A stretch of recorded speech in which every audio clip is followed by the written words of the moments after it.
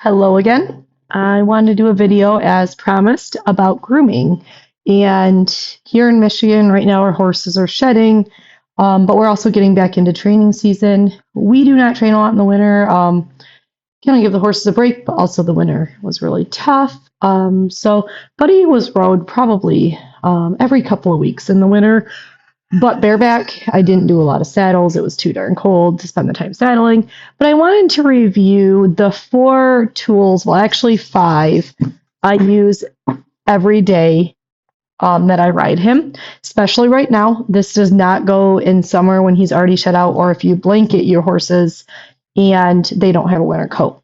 I always start with our horses right now with the curry comb. You can see on there, there's already hair. You want to be careful with these types of brushes that you're not going like directly over bones and over bony joints because it can cause them some discomfort. Bean actually hates these because they do pull a little.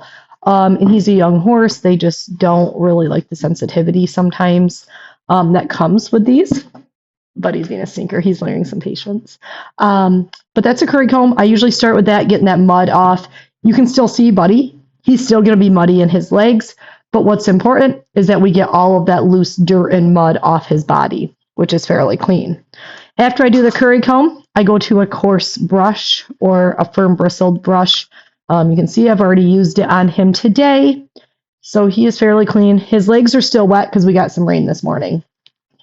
Then after I do the coarse brush, I go to a fine soft brush. This gets all that loose hair, dust, everything off him. Fine. And you can still see I'm still getting a little bit off him. I'm always going with the grain of his hair, as I mentioned in my last video.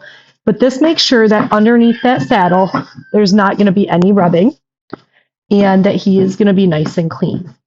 We don't want to cause saddle sores underneath right here by his withers specifically.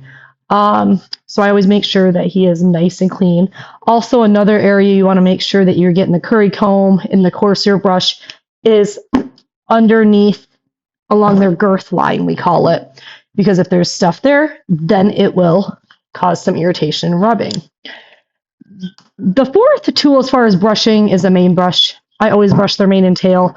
Today I'm not actually going to do his tail because it's all muddy right now and it's wet.